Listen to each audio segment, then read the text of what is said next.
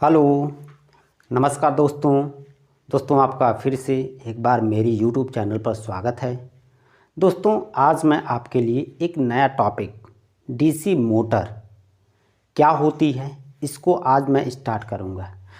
आपको मैं बताना चाहूँगा कि इसके पहले मैंने आपको डीसी जनरेटर क्या होता है, इसकी संरचना क्या होती है, इसका वर्किंग प्रिंसिपल क्या होता है, डीसी जनरेटर के कितने प्रकार होते हैं, इसके साथ साथ जो होता है डीसी जनरेटर में जो ईएमएफ इंड्यूस्ड होता है, इसके साथ जो है मैंने आपको बताया था कि डीसी जनरेटर में आपका आर्मेचर रिएक्शन क्या होती है, इसको हम लोग कैसे सुधार करते हैं, और इसके साथ साथ जो है डीसी धारा जनरेटर के जो अभिलक्षण होते हैं, ये सब सारी चीज़ें मैंने आपको पहले ही कंप्लीट करा दिया है। दोस्तों आज मैं आपको डीसी मोटर के बारे में बताना चाहूँगा, और डीसी मोटर में सबसे पहली बात आपको बताना है कि कंस्ट्रक्शन ऑफ डीसी मोटर यानी डीसी मोटर की संरचना कैसे होती है, और दूसरा working principle of DC motor यानी डीसी मोटर का कार्य सिद्धांत क्या होता है। ये दो चीज़ें आपको बताना है। तो दोस्तों सबसे पहले मैं आपको बताऊं कि जो भी डिस्च धारा मोटर होती है यानी जो भी मोटर होती है उनका एक काम होता है। काम क्या होता है भाई? वह इलेक्ट्रिकल एनर्जी को मैकेनिकल एनर्जी में बदलते हैं। यह बातें आपको पता होना चाहिए कि जो भी डीसी मोटर होती हैं वह इलेक्ट्रिकल एनर्जी को क्या करती हैं, जो हमारी डीसी मोटर होती हैं यह क्या करती हैं, इलेक्ट्रिकल एनर्जी को किस में बदलती हैं दोस्तों? मैकेनिकल एनर्जी में बदलती हैं। तो ये चीज़ें आपको पता होना चाहिए कि जो हमारी डीसी मोटर होती हैं वह इलेक्ट्रिकल एनर्जी को मैकेनिकल एनर्जी में हमारी क्या होती हैं, बदलती हैं।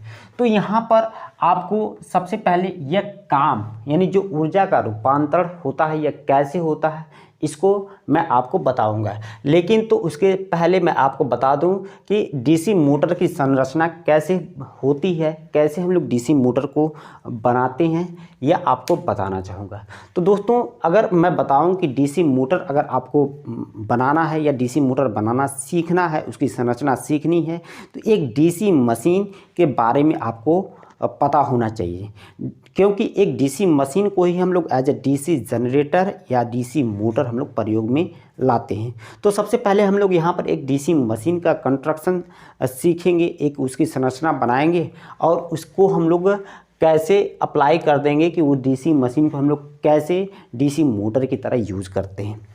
तो दोस्तों कोई भी मशीन है तो उसका एक बाहरी भाग होता है, एक आवरण होता है, जिसको हम लोग क्या कहते हैं? स्टेटर कहते हैं। स्टेटर जिसको हम लोग कहते हैं स्टेटर, या इसी को हम लोग कहते हैं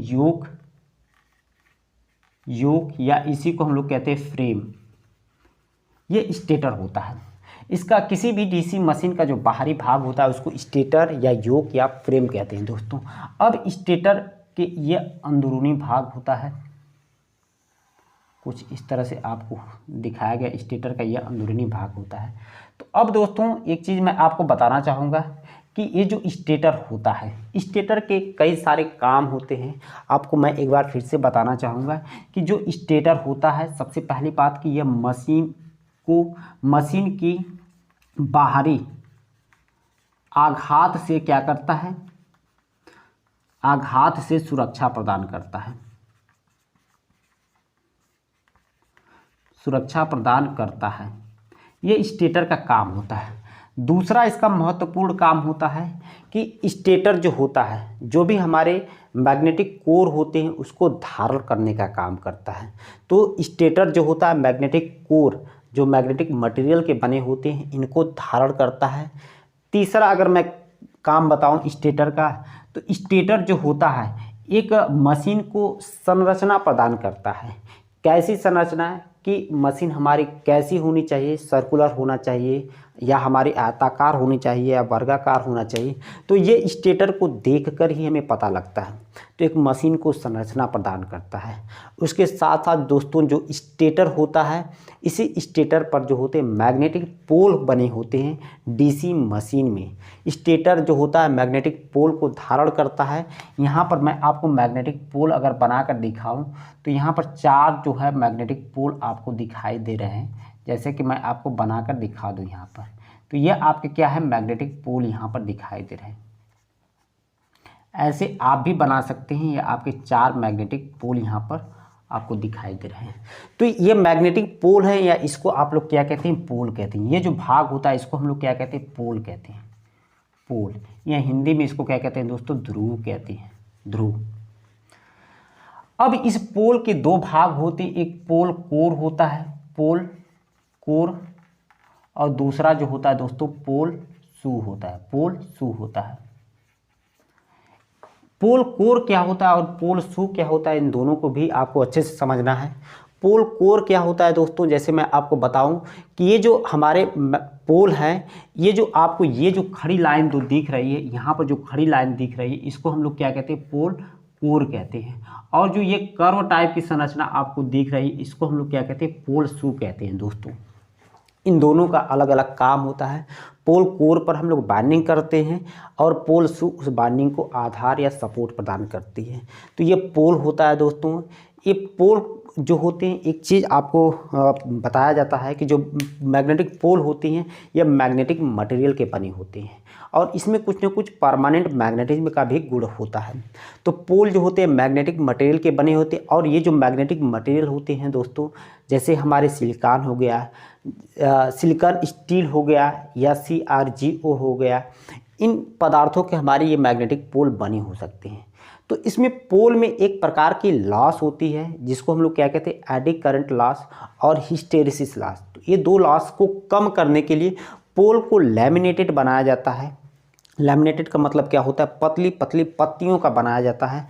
और इसमें हिस्टेरिसिस लॉस को कम करने के लिए हम लोग क्या करते हैं, अगर ये पोल हमारे सिलिकॉन स्टील का बना हुआ है तो सिलिकॉन में हम लोग स्टील मिलाते हैं। तो ये कुछ बातें आपको इस मैग्नेटिक पोल के बारे में ध्यान रखना है। इसके साथ साथ दोस्तों हम लोग यहाँ पर बीच में बनाएंगे क्या, इसका आर्मेचर। आर्मेचर में क्या होता है दोस्तों, स्लॉट्स कटे होते हैं। जैसे कि आपको मैं बताना चाहूँगा कि ये जो हमारे आर्मेचर हैं, कुछ इस तरह से आर्मेचर आपको मैं बना दूँ कि आर्मेचर में क्या होता है, स्लॉट्स कटे होते हैं। इसके इनर पेरिफेरी पर आपको स्लॉट्स कटे हुए यहाँ पर दिख रहे हैं, जैसे ये आपको स्लॉट्स कटे हैं। यह आपका आर्मेचर है और आर्मेचर के ऊपर क्या होता है, हमारे ब्रश होते हैं। इसी ब्रश से हम लोग क्या करते हैं, आर्मेचर को सप्लाई देते हैं। और कैसी सप्लाई देते हैं, अगर डीसी मोटर है तो डीसी सप्लाई देते हैं दोस्तों। तो ये आपका आर्मेचर हो गया, यह ब्रश हो गया। इसको आप लिखना चाहें तो इसको आप लिख सकते हैं, यह हमारा क्या होता है, आर्मेचर है, आर्मेचर है। तो दोस्तों ये आर्मेचर हो गया और ये क्या है, आप इसको लिख सकते हैं, ब्रश है। यह क्या हमारा ब्रश, ब्रश यानी हिंदी में इसको हम लोग क्या कहते हैं, ब्रूस कहते हैं, ब्रूस यानी ब्रश है। और ये क्या है, हमारा आर्मेचर है। तो दोस्तों ये आर्मेचर के बारे में आपको थोड़ी सी जानकारी मैं बता दूं कि डीसी मशीन का जो घूमने वाला भाग होता है उसको आर्मेचर कहते हैं और जो स्टेटर होता है यह स्थिर होता है। तो डीसी मशीन के घूमने वाले भाग को हम लोग क्या कहते हैं, आर्मेचर कहते हैं। इसी आर्मेचर में बाइंडिंग होती है जिसको हम लोग आर्मेचर बाइंडिंग कहते हैं। यानी आर्मेचर में जो बाइंडिंग होती है उसको हम लोग आर्मेचर बाइंडिंग कहते हैं दोस्तों। तो यहाँ पर आप लिख सकते हैं, क्योंकि आगे हम लोग डिटेल में पढ़ेंगे, अभी मैं केवल आपको बता रहा हूँ क्योंकि ज़्यादा चीज़ें बताया जा सके, क्योंकि लिखने में फिर आपका जो है लेक्चर लंबा हो जाएगा। इसलिए आप ध्यान से बातों को सुनते रहिए। मैं यहाँ पर लिख भी दे रहा हूँ कि आर्मेचर में हमारी क्या होती है, बाइंडिंग होती है। और ये बाइंडिंग 2 तरह से हम लोग आर्मेचर में करते हैं, एक लैप बाइंडिंग होती है और दूसरा जो होती है वेब बाइंडिंग होती है, वेब बाइंडिंग होती है। तो ये जो आर्मेचर में लैप वाइंडिंग तथा लैप वाइंडिंग हो चाहे वेब बाइंडिंग हो, ये हम लोग मशीन की डिजाइनिंग के हिसाब से इसमें बाइंडिंग करते हैं। आगे ये ब्रश होता है। ब्रश का काम क्या होता है, इस मशीन को सप्लाई, इस मशीन यानी आर्मेचर में सप्लाई लेने के लिए या सप्लाई देने के लिए हम लोग ब्रश का प्रयोग करते हैं। ब्रश समानांतर कार्बन के बने होते हैं। ये ब्रश जो होते हैं ब्रश होल्डर में रखे होते हैं और ये क्या होते हैं, कम्यूटेटर के टच में होते हैं। तो अब कम्यूटेटर कहाँ होता है दोस्तों, यहाँ पर बीच में आपको एक संरचना मैं बना दूँ कि यहाँ पर बीच में ये क्या होते हैं, हमारे कम्यूटेटर होते हैं। तो कम्यूटेटर आपको यहाँ पर दिख रहा है। तो कम्यूटेटर क्या होता है, मैं थोड़ी सी चीज़ें आपको बता देना चाहूँगा। कम्यूटेटर, ये कम्यूटेटर का काम होता है, ये एसी को डीसी में तथा डीसी को एसी में बदलता है। ये कम्यूटेटर का काम होता है, एसी को डीसी में तथा डीसी को एसी में बदलता है। अगर डीसी जनरेटर है तो वह क्या करेगा, डीसी जनरेटर में एसी को डीसी में बदलेगा। अगर हमारा डीसी मोटर है तो यह डीसी को एसी में बदलेगा। चूँकि ये कम्यूटेटर शाफ्ट पर लगा होता है और शाफ्ट के साथ साथ कम्यूटेटर भी हमारा क्या होता है, घूमता रहता है, इसलिए इस कम्यूटेटर को हम लोग मैकेनिकल रेक्टिफायर भी कहते हैं। दोस्तों आप ध्यान देंगे कि शाफ्ट को हम लोग मैकेनिकल रेक्टिफायर भी कहते हैं। अगला कम्यूटेटर के बारे में मैं बताऊं तो कम्यूटेटर जो छोटे छोटे खंड से मिलकर बने होते हैं जिनको कम्यूटेटर सेगमेंट कहते हैं। कम्यूटेटर छोटे छोटे खंड से मिलकर बने होते हैं जिसको हम लोग कम्यूटेटर सेगमेंट कहते हैं। और ये जो कम्यूटेटर सेगमेंट होते हैं यह हार्ड ड्रॉन कॉपर के बने होते हैं। इसको भी आपको ध्यान देना है कि जो कम्यूटेटर सेगमेंट होते हैं, यहाँ पर आप लिख सकते हैं कि कम्यूटेटर यह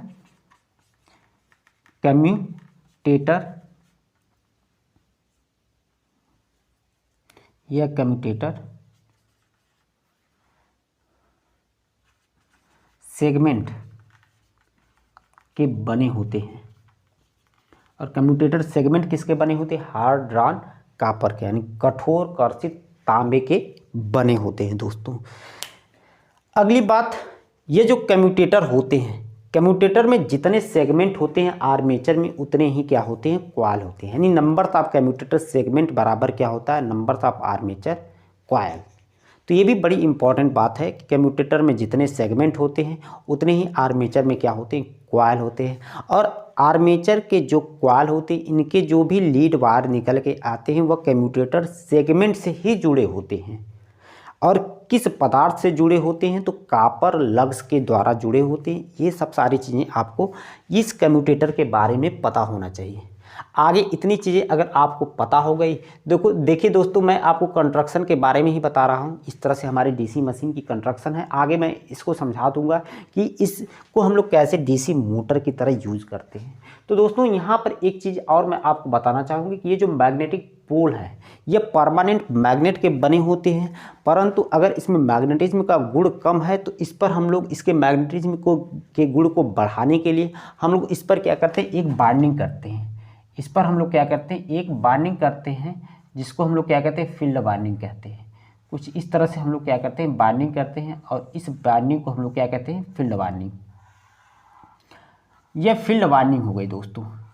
और ये जो हमारी फील्ड बाइंडिंग है इसको हम लोग डीसी सप्लाई से जोड़ते हैं। और डीसी सप्लाई से जोड़ना ही हम लोग क्या कहते हैं, एक्साइटेशन कहते हैं। यानी इस फील्ड वाइंडिंग को डीसी सप्लाई से कनेक्ट करना या डीसी सप्लाई से जोड़ना हमारा एक्साइटेशन कहलाता है। यानी डीसी मशीन को हम लोग एक्साइट कर रहे हैं।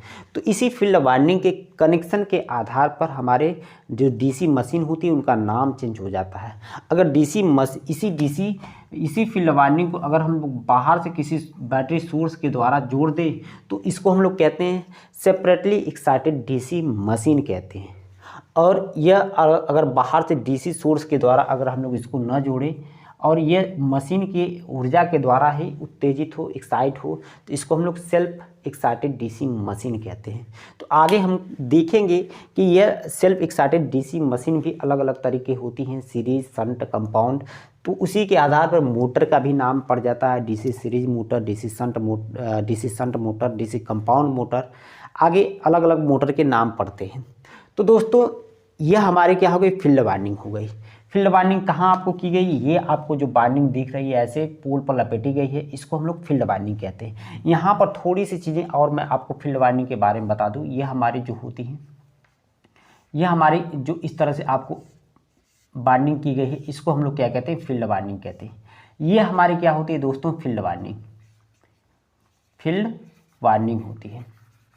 अब ये फील्ड वाइंडिंग जो होती है अगर आर्मेचर के सीरीज में जुड़ी हो तो हमारी सीरीज मशीन, आर्मेचर के समांतर में जुड़ी हो तो हमारी शंट मशीन, और अगर सीरीज वाइंडिंग और शंट फील्ड वाइंडिंग दोनों लगी हो तो हमारी कंपाउंड मशीन बन जाती है। तो ये फील्ड वाइंडिंग हो गई दोस्तों। अब यहाँ पर फील्ड वाइंडिंग दिखाया गया, यानी मशीन के अंदर अब दो तरह की वाइंडिंग हो गई, एक फील्ड वाइंडिंग और दूसरा हमारी आर्मेचर वाइंडिंग। तो आपको ये चीज़ पता होना चाहिए कि जब भी किसी बाइंडिंग में करंट बहती है, इस बाइंडिंग में करंट बहेगी तो ये बाइंडिंग क्या बन जाएगी, हमारी मैग्नेट बन जाएगी। यानी जब भी किसी बाइंडिंग में हमारी कॉइल में करंट बहती है तो बाइंडिंग हमारी क्या बन जाती है, मैग्नेट बन जाती है। और मैग्नेट बन जाती है तो इससे फ्लक्स हमारा फिर निकलता है, और इस फील्ड वाइंडिंग से जो फ्लक्स निकलता है दोस्तों उसको हम लोग क्या कहते हैं, मेन फ्लक्स कहते हैं, मेन फ्लक्स कहते हैं। ये भी चीज़ें आपको पता होना चाहिए कि मशीन के अंदर दो तरह का फ्लक्स होता है, एक आर्मेचर का फ्लक्स, दूसरा फील्ड वाइंडिंग का फ्लक्स। तो जो फील्ड वाइंडिंग का फ्लक्स होता है इसको हम लोग क्या कहते हैं, मेन फ्लक्स कहते हैं, और जो आर्मेचर का फ्लक्स होता है उसको आर्मेचर फ्लक्स कहते हैं।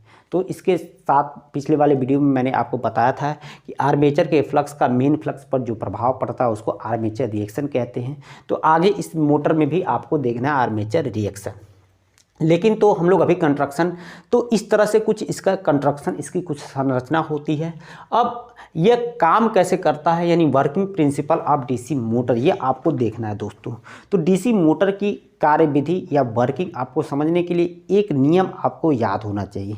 नियम क्या याद होना चाहिए कि जब भी किसी धारावाही चालक को, यानी करंट कैरिंग कंडक्टर को हम लोग चुंबकीय क्षेत्र में रखते हैं तो कंडक्टर पर फोर्स लगता है, और इसी फोर्स की वजह से कंडक्टर हमारा घूमने की कोशिश करता है या घूमने लगता है।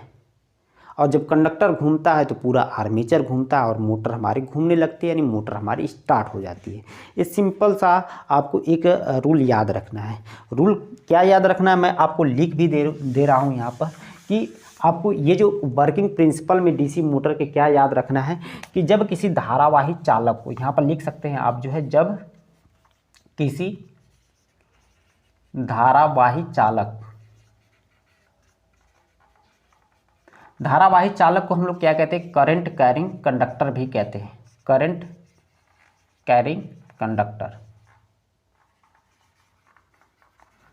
यानी धारावाही चालक को हम लोग क्या करें, मैग्नेटिक फील्ड में रखते हैं, मैग्नेटिक फील्ड। यानी मैग्नेटिक फील्ड का मतलब क्या होता है दोस्तों, चुंबकीय क्षेत्र। यानी चुंबकीय क्षेत्र में रखते हैं तब इस धारावाही चालक पर फोर्स लगता है, तब चालक, यानी चालक का मतलब क्या, कंडक्टर पर हमारा क्या लगता है, फोर्स लगता है। फोर्स यानी क्या, बल लगता है, बल लगता है। और इसी बल की वजह से और इसी फोर्स की वजह से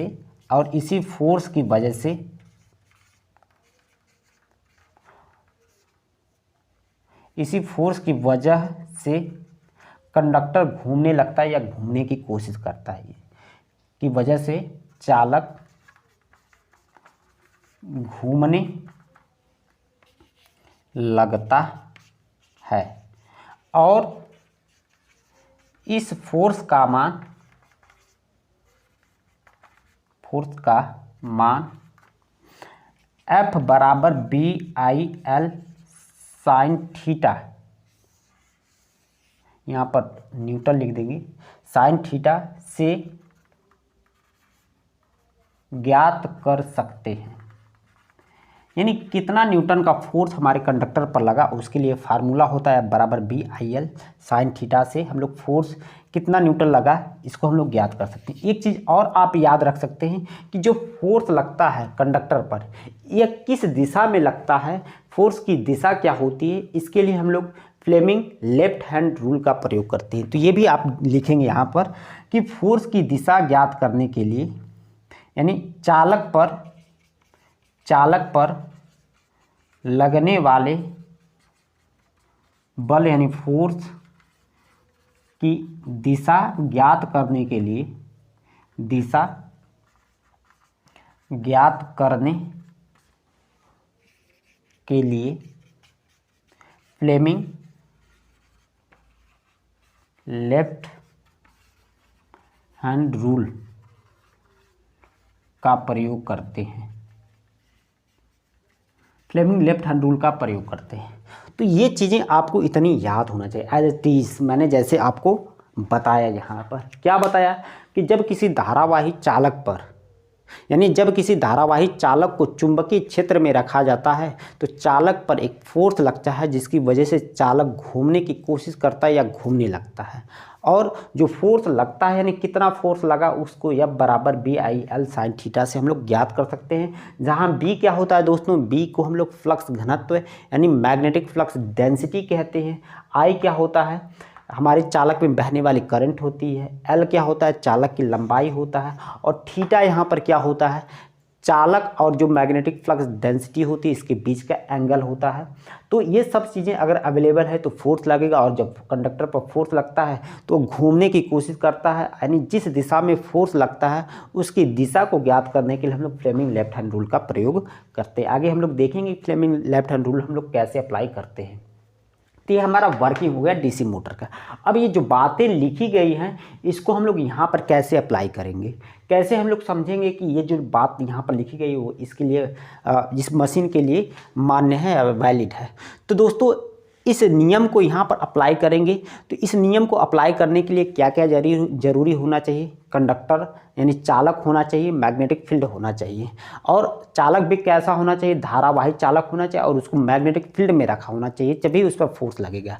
तो इसको यहाँ पर देखिए, ये जो हमारे मैग्नेटिक पोल हैं दोस्तों, इसका काम ही होता है मशीन के अंदर मैग्नेट को स्थापित करना है, मैंने मैग्नेटिज्म को स्थापित करना है। तो ये जो मैग्नेटिक पोल है ये मशीन के अंदर मैग्नेट को सेटअप कर देंगे, यानी मैग्नेटिज्म को सेटअप कर देंगे। आगे जो हमारे यहाँ पर मशीन के अंदर जब मैग्नेट सेटअप हो जाएगा, नहीं यानी चुंबकीय क्षेत्र बन जाएगा, या हम कह सकते हैं कि मैग्नेटिक पोल की वजह से मशीन के अंदर मैग्नेटिक फील्ड बनी हुई है।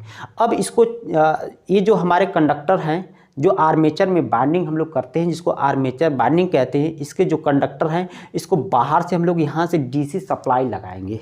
बाहर से हम लोग क्या लगाएंगे, डीसी सप्लाई।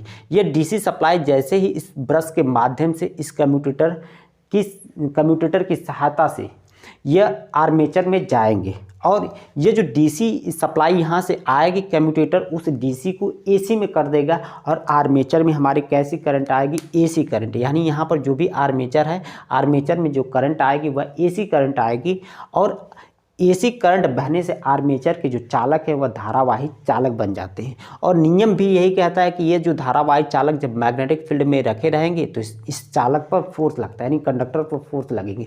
तो इस आर्मेचर के जितने चालक होंगे, जितने कंडक्टर होंगे, उन सभी पर फोर्स लगेगा, जिसकी वजह से चालक घूमने की कोशिश करेंगे या घूमने लगेंगे, और हमारा मोटर स्टार्ट हो जाएगा। और मोटर जब स्टार्ट हो जाएगा तो हमारी मोटर क्या होगी, चलने लगेगी। छोटा सा कॉन्सेप्ट है, ये आपको समझ में आना चाहिए। एक बार फिर से मैं आपको बता दूं कि मैग्नेटिक पोल के द्वारा यहाँ पर मैग्नेटिक फील्ड बनी हुई है। सामान्यतः आप जो छोटे मोटर आप अपने घर पर देखते होंगे कि टेबल फैन के लिए छोटा मोटर है, तो उसमें ये फील्ड वाइंडिंग की ज़रूरत नहीं होती है। जो मैग्नेटिक पोल होते हैं ये परमानेंट मैग्नेट के होते हैं। मशीन में जो है यहाँ पर जो होते हैं मशीन के अंदर जो होते हैं वो मैग्नेटिज्म को स्थापित किए रहते हैं। बाकी बैटरी के द्वारा हम लोग आर्मेचर में क्या फ्लो करते हैं, करंट फ्लो करते हैं। तो आर्मेचर में जैसे ही हमारी बैटरी अगर चार्ज है तो आर्मेचर के कंडक्टर में करंट बहेगी, तो ये हमारा आर्मेचर क्या होने लगता है, घूमने लगता है, क्योंकि यहाँ पर मैग्नेटिक फील्ड बनी हुई है। तो छोटे मोटर या बड़े से बड़े मोटर के लिए अप्लीकेबल है। तो इस तरह से आपको पता होना चाहिए। इसको और एक अच्छे वे में आप समझ सकते हैं। यहाँ उसको मैं समझाने के लिए मुझे थोड़ी सी चीज़ें यहाँ पर मिटाने की ज़रूरत पड़ेगी, या दोस्तों मैं आपको यहाँ पर बता दे रहा हूँ, इसी चीज़ को मैं यहाँ पर बता दे रहा हूँ। इसका प्रिंसिपल, वर्किंग प्रिंसिपल, इसमें जैसे आपको कहा गया है कि ये हमारे क्या है, मैग्नेटिक पोल है। जैसे यहाँ पर क्या आपको बनाया गया है, मैग्नेटिक पोल। यहाँ पर ऐसे आप बना लीजिए, ये हमारे क्या है, मैग्नेटिक पोल है।